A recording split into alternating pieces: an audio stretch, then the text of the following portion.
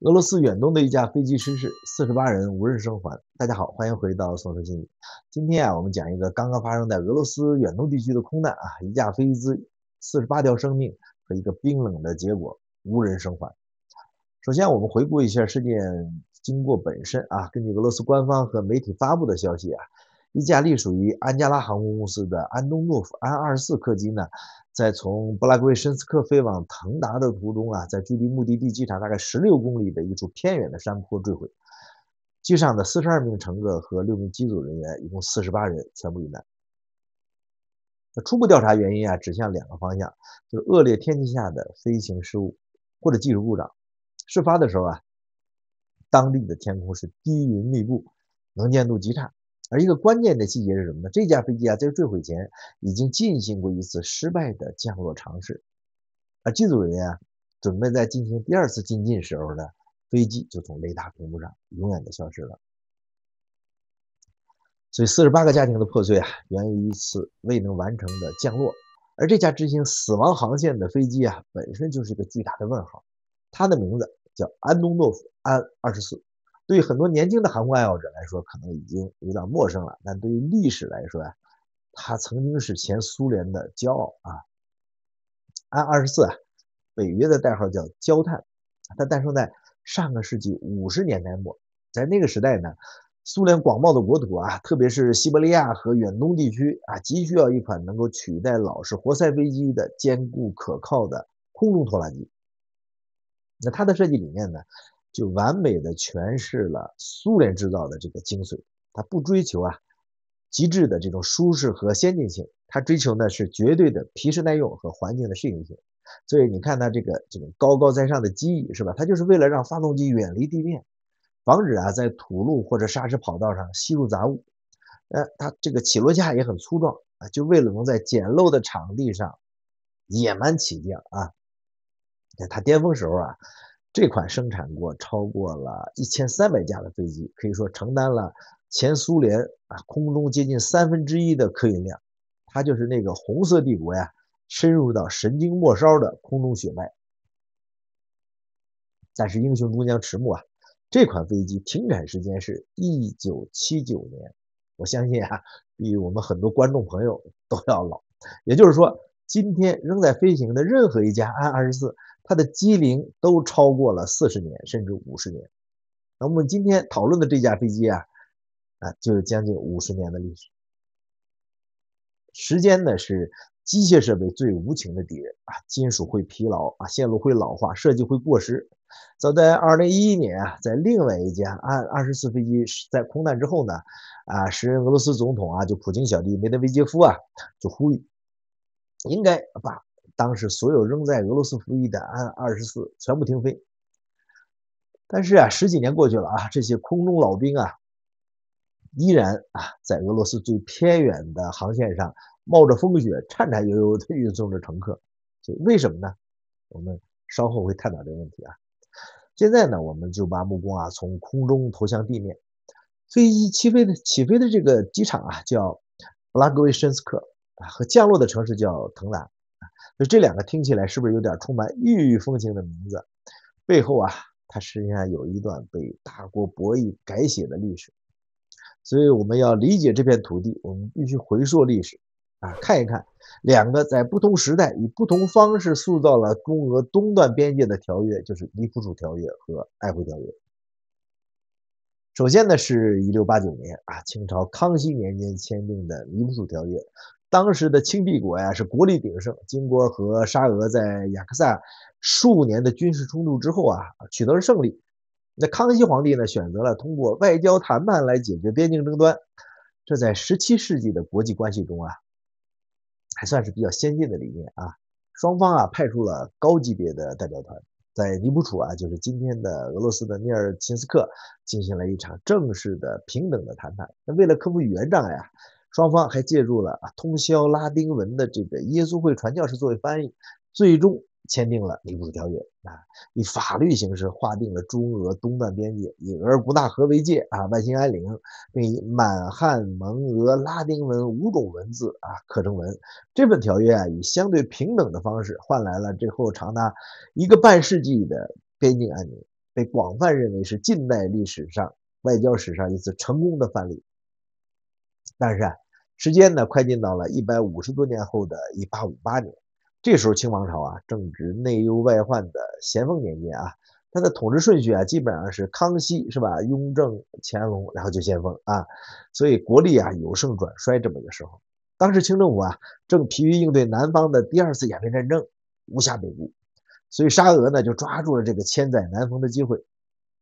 当时时任东西伯利亚总督的莫拉维约夫啊，以武力为后盾，陈平黑龙江，用炮舰外交的方式啊，逼迫清朝。他这将领宜山呢，在爱辉啊，也就是黑河附近啊，签订了城下之盟，这就是爱辉条约。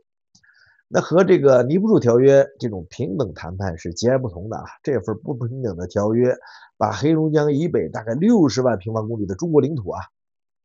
全部割让给了俄国。那么今天故事的起点就是那座名为所谓布拉格维申斯克，也就是海蓝炮的城市，就在这片土地上。这个布拉格维申斯克是什么意思呢？大概是胜利消息的意思啊。我的印象都是这样的啊。所以从尼布楚条约平等协商到爱辉条约被迫割地，2条条约啊，这个巨大反差就反映了中俄当时2国实力消长的这种直接体现。也改变了这一片土地的归属和命运。今天我们讨论的这起空难，就发生在这一片啊，可以说历史上很沉重的记忆的天空之下。好吧，我们了解了飞机啊，了解了土地，我们现在回到灾难本身，进行更深入的分析。一架飞了近50年的老飞机，在低云密布的这种恶劣天气中执行第2次降落，最终撞山，它其中的事故链可能是怎样的呢？第一啊，可能就是可控飞行装置，就是所谓的 CFIT（Controlled Flight into Terrain）。这就是我们分析的重中之重啊，听起来是很矛盾的呀。啊，飞机是可控的，它怎么会撞地呢？是吧？简单说，就是飞机本身没有坏，飞行员也清醒，可能因为某些原因啊，比如说空中、云中失去了方向感，看错了仪表，在完全没有意识到的情况下呢，驾驶着飞机撞向了地面或者山体。那这次事故啊，是撞在了山坡上，也就是 CFIT 的一个典型特征。我们可以想象一下当时驾驶舱的这个情景啊，第1次降落失败，机长决定复飞，这是一个压力极大的瞬间，他需要把发动机推力加满，收起起落架和襟翼，按照规定啊，这个程序爬升转向，准备绕回来再降一次。但是窗外呢是白茫茫的一片浓云啊，上下左右毫无参照，飞行员可能只能相信眼前的仪表。而这个时候啊，任何一个微小的失误都可能带来灾难性的后果，比如说过分专注于航向而忽略了高度啊正在快速下降，或者呢在云中产生了空间定向的障碍，这种错觉以为飞机在平飞，实际上呢飞机是在缓慢的冲向山坡。那第2点呢就是技术故障啊，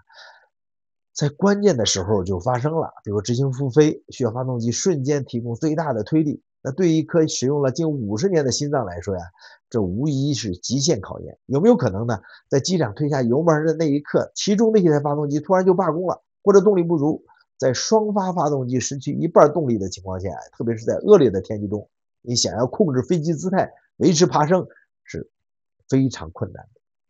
另外呢，就是导航仪表故障，也可能是一个致命的可能啊。在一个完全依赖仪表的这个世界里边，周边白茫茫的，如果眼睛就是导航系统出现了故障骗了你，那坠毁几乎是必然的。第3呢，就是我们认为系统性的这种风险叠加，这是一切的根源。为什么一款在2011年啊，这个梅德韦杰夫啊就建议停飞的飞机，到了2025年还在天上飞呢？为什么像安加拉这样的小型航空公司依然要靠这种老爷机去直飞偏远但是不可缺少的民生航线呢？答案啊，可能就藏在国家资源分配的优先序里。每一个国家呀都是有限的资源啊，跟我们打游戏不一样，你可以用游戏修改器加无限的资源，但是现实是不可能的。所以如何使用这些资源，决定了这个国家的面貌，也决定了它的人民生活质量。那么近年来啊，我们看到了一个在军事上投入巨大的俄罗斯啊，先进的这个匕首高超音速导弹，还有口径巡航导弹，苏57战斗机是吧？还有北风之神的这个所谓核潜艇，这些尖端武器的研发和制造啊，是耗费了天文数字的资金。根据公开的数据啊，俄罗斯的军费开支常年位居世界前列，特别是在最近几场这个旷日持久的冲突中啊，它的军事预算更是达到了惊人的水平。那么我们无意评判一个主权国家的国防政策，资源它是守恒的，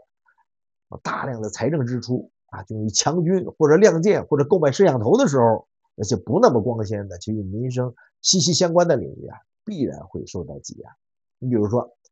民航系统的更新换代，购买一架现代化的支线客机啊，像 ATR 或者国产的超级喷气机，需要数千万美元。这笔钱对于一个国家来说不算什么，但对于一个偏远地区挣扎运营的航空公司来说，那是一笔巨款。当国家没有足够的补贴和政策支持的时候，他们只能选择继续修补那些几十年来的空中活化石啊。所以我们就看到了这样的一幅图景啊，一边呢是红场上呼啸而过的这种钢铁洪流，射向远方的这个昂贵导弹，是帝国雄心的这种再次的展现。另一边呢，是西伯利亚和远东地区这些普通民众，他们为了探亲、工作、求医，不得不将自己的生命托付给一架比自己年龄还大的飞机上。所以这48条生命的这个付出是一个彻头彻尾的悲剧。天气是诱因，飞机是老旧条件，但更深层的原因呢，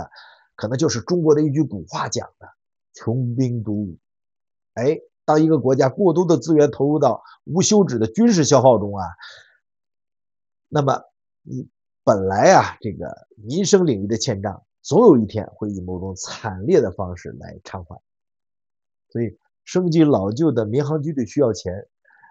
改善偏远地区的基础设施也需要钱啊，提升民众的这个生活质量更需要钱。那这些钱呢，本来可以来自于削减一些不必要的军事开支，但是现实是什么呢？是震耳欲聋的这个炮火声，最终会盖过民众对于安全或者福祉的这种微弱的呼声。所以，战争的宏大趋势，它最终会落到每一个具体家庭身上。对于这48个家庭来说，再强大的军队，在广阔的疆土上，也换不回他们已经逝去的亲人。所以，当一个国家的荣耀需要他的民众最基本的安全感作为代价的时候，当每一个人都是代价的时候，这个荣耀的光环背后哭的最后还是普通的老百姓。